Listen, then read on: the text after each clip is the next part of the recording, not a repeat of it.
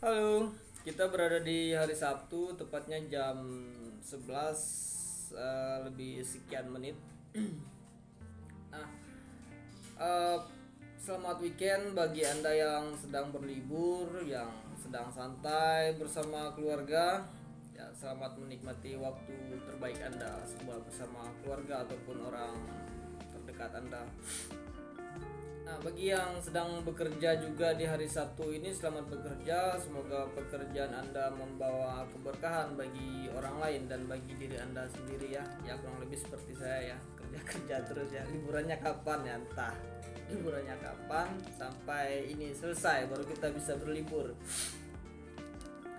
Nah, ini video yang pertama kali saya buat, yang memang saya siapkan untuk diunggah di akun YouTube milik saya pribadi. Nah, video ini tidak untuk menginspirasi siapa-siapa. Video ini saya unggah hanya untuk menghibur diri sendiri, hanya untuk menyimpan proses perjalanan yang sebenarnya saya lebih tertarik apabila ini diunggah, dituangkan dalam bentuk buku ya. Tapi berhubung saya ini tidak terlalu hebat-hebat banget menulis, ya tidak ada orang yang bisa mementoring saya, jadi saya belum bisa menuangkan dalam bentuk buku. Jadi mau tidak mau saya punya hasrat, ya saya harus menuangkan cerita ini. Akhirnya saya putuskan saya tuangkan di dalam sebuah video seperti yang teman-teman saksikan sekarang. Saya akan sedikit bercerita, sedikit yang ingin saya tuangkan. Saya cerita dari zaman saya kuliah dulu ya, sampai nanti beberapa part berikutnya saya ceritakan. Kali ini saya mulai dari waktu zaman saya kuliah. Ya kebetulan saya ini kan orang NTB ya, Nusa Tenggara Barat. Saya lahir di Pulau Sumbawa. Mungkin di sini ada orang yang dari Sumbawa atau orang dari Lombok atau dari Bima. Berarti kita satu Nusa ya, Nusa Tenggara Barat maksudnya. Nah, dulu kita berangkat kuliah itu motivasi ingin kuliah, ingin punya pendidikan. Tapi sebenarnya kita punya hasrat lain dalam berkuliah itu. Nah, kita pengen jadi orang hebat. Nah, kata kuncinya itu seperti itu. Saya pengen kuliah itu jadi orang hebat. Bagaimana sih merubah sesuatu jadi lebih baik dari kita tidak tahu sampai kita tahu. Nah, motivasinya itu. Terus apa yang keren di dalam kuliah menurut saya pribadi? Waktu itu saya belum melihat jurusan yang keren. Saya punya hasrat itu, saya pengen jadi pebisnis waktu itu. Tapi tidak ada jurusan bisnis. Saya tidak tahu ada jurusan bisnis di kebetulan saya kuliah di Universitas Mataram di Lombok. Waktu itu belum ada jurusan yang sedikit tentang bisnis. Yang saya tahu waktu itu akuntansi, fisika, kimia ya, dan biologi, terus olahraga, kedokteran, kesehatan, dan akuntansi perpajakan. Akhirnya saya ambil waktu itu yang sedikit agak saya suka, yang membuat saya tertarik, yaitu tentang perpajakan. Nah, tapi itu tidak langsung saya menuju ke perpajakan. Itu saya tahu perpajakan itu saya bisa masuk ikut tesnya setelah saya tidak diterima di jurusan-jurusan yang lain gitu loh. Saya sudah daftar ikut tesnya di Universitas Mataram waktu itu di Fakultas Bahasa Inggris. Ternyata saya tidak lulus di bahasa Inggris. Terus saya ikut lagi di IKIP Mataram. Saya ngambilnya biologi sama alternatif kedua tuh bahasa Inggris. Ternyata nggak lulus dua-duanya. Ya sudah, saya hampir, ya udah saya nggak kuliah, saya mikir begitu kan. Tapi saya nggak kuliah, kembali lagi saya pengen kuliah gitu. Akhirnya saya mikir lagi, saya cari lagi, saya browsing, saya bertanya. Akhirnya di situ ada jurusan perpajakan. Ya udah, saya ambil perpajakan waktu itu. Saya ngambil perpajakan, kebetulan perpajakan itu adanya cuma di 3. Jadi saya ngambil jurusan perpajakan di Fakultas Ekonomi waktu itu kan. Nah, singkat cerita, saya kuliah, belajar belajar juga tidak hebat-hebat banget. Terus waktu perjalanan kuliah itu, namanya kita orang NTB, orang tua kita kan, orang NTB itu terkenal, orang tua ya memang sedikit harus, bukan keras ya, cuman mereka itu punya komitmen bahwa anaknya itu harus kuliah kuliah dengan benar, dengan budget sehemat-hemat mungkin. Akhirnya kita kuliah, ya benar saja, budget sehemat-hemat mungkin, bahkan sangat hemat saudara-saudara, satu hari cuma 10.000.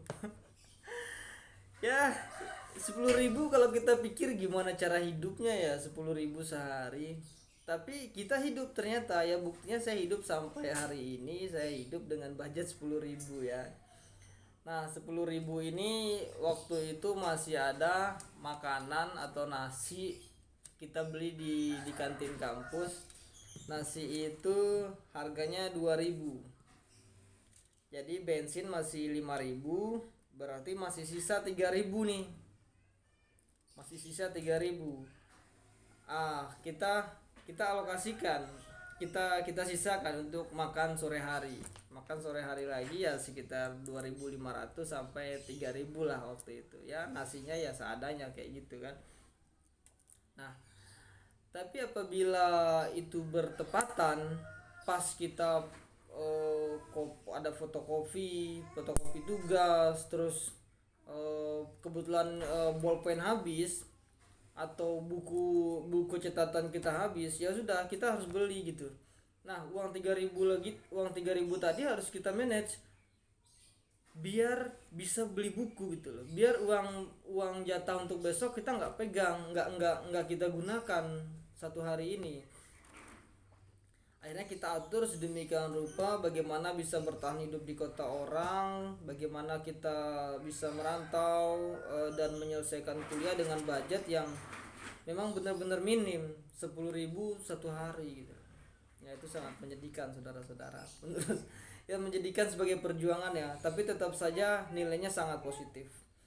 Ya mungkin tanpa didikan yang seperti itu hari ini kita nggak menjadi siapa-siapa gitu. Saya nggak bisa berbicara di depan Anda, mungkin jurusannya sudah salah, saya tidak tahu ya. Yang jelas waktu itu hidup sehemat-hemat mungkin, prioritas kita adalah kuliah dan selesaikan kuliah dengan benar dan tepat waktu.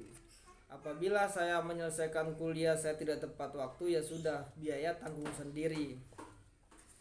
Saya mikir di situ bagaimana cara bisa biaya tanggung sendiri, sementara kita ini masih kuliah dan kebetulan tidak punya banyak siapa-siapa yang bisa membantu. Ya udah, harus mengandalkan diri sendiri.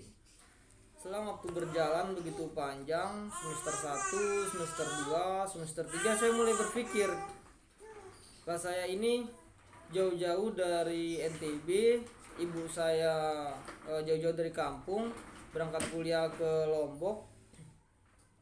Ibu saya kebetulan seorang petani, dia mencari rezeki, mencari biaya untuk kita itu tidak gampang. Saya mulai berpikir, apa hidup saya akan gini-gini aja?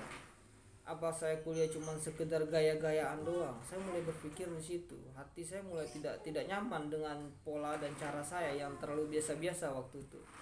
Terlalu biasa-biasa, yang maksud saya ini berangkat kuliah, pulang, main, seperti itu terus selama 3 semester. Saya merasa jenuh. Kenapa saya begini cara pola saya kuliah? Kenapa hidup saya begini? Saya mulai berpikir gimana caranya biar saya nggak seperti itu. Akhirnya saya mikir, setelah panjang saya mikir, ketemu kawan-kawan, mulai bergaul. Saya tanya, bagaimana kita bisa kerja sambil kuliah? Waktu itu belum ada jawaban.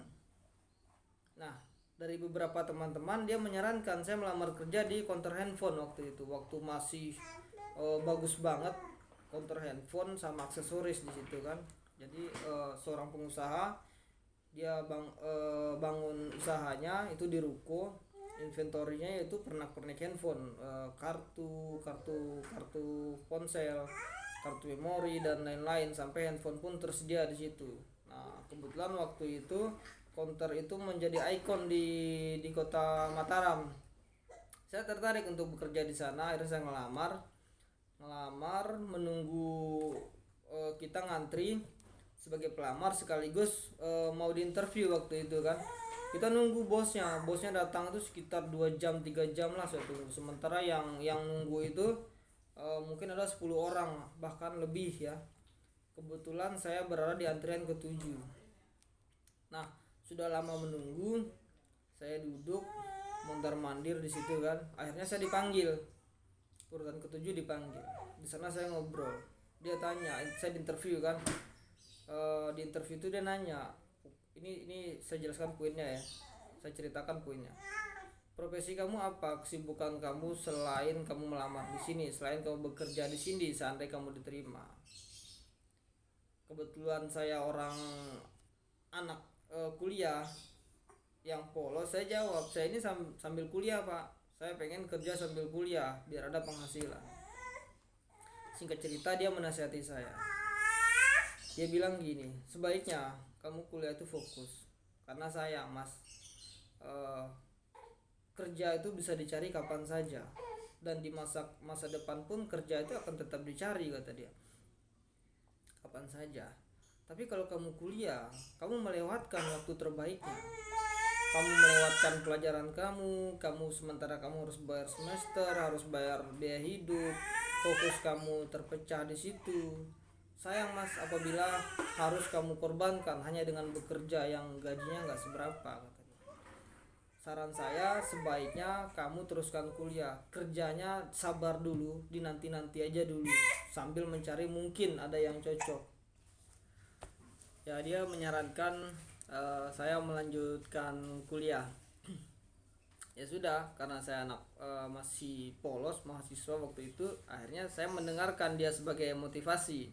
Jadi sudah nggak fokus lagi ya tentang melamar kerja, saya fokus mendengarkan arahan dari dia. Saya percaya dia ini kan pebisnis ya, berarti jam terbangnya sudah tinggi ya, sudah teruji lah. Sebagai motivasi saya, orang yang umur baru segitu, ya saya dengarkan, ini baik menurut saya, jadi saya dengarkan, saya nurut, dan bahkan saya berterima kasih kepada bapak itu. Dia memberi saya masukan, ya sudah, karena itu masukan baik saya terima. Akhirnya singkat cerita interview selesai, saya pulang, saya mikir lagi, saya kembali lagi nih pulang, saya mikir lagi, oh iya bener ya kata dia. Ya udah, saya saya putusin sambil berangkat, sambil kuliah, sambil mencari pekerja, saya harus fokus nih, saya harus tetap kuliah, saya harus saya pikirin biar ini lebih bagus gitu. Nah, mulai mikir, akhirnya saya ketemu sebuah pekerjaan. Ya, apa pekerjaan itu nanti akan saya ceritakan, biar di video ini nggak terlalu panjang. Apa pekerjaan yang saya dapatkan nanti akan saya ceritakan di video selanjutnya. Nah, kepada teman-teman, video ini saya rasa banyak yang lebih hebat dari saya, jadi saya tidak bermaksud untuk menginspirasi Anda semua. Ya silakan ditonton sebagai tontonan biasa-biasa saja. Ya bukan untuk menginspirasi siapa-siapa, karena saya yakin di luar sana banyak sekali orang yang lebih hebat, yang lebih inspiratif dari saya. Ya, saya unggah video ini sebagai tulisan saya, sebagai tulisan saja, yang akan saya tuangkan, bahwa itu saya punya cerita hidup yang ingin saya dokumentasikan bagi orang lain, bagi keturunan saya, bagi saudara saya mungkin di generasi berikutnya. Ya, oke teman-teman, saya rasa cukup. Terima kasih atas waktu Anda semua sudah menonton. Jangan lupa di like, di subscribe, biar kita terus bertemu di video saya berikutnya. Apabila teman-teman punya saran atau punya sedikit kritikan tentang video saya ini, mohon saya dibantu di komennya. Kalau komen Anda menurut saya ini kiranya cocok, kita bisa ngobrol, bisa ketemu, bahkan bisa jadi motivasi bagi saya. Kita bisa ketemu, kita ngobrol, dan saya perbaiki apa yang harus saya perbaiki di situ. Oke, terima kasih. Selamat siang.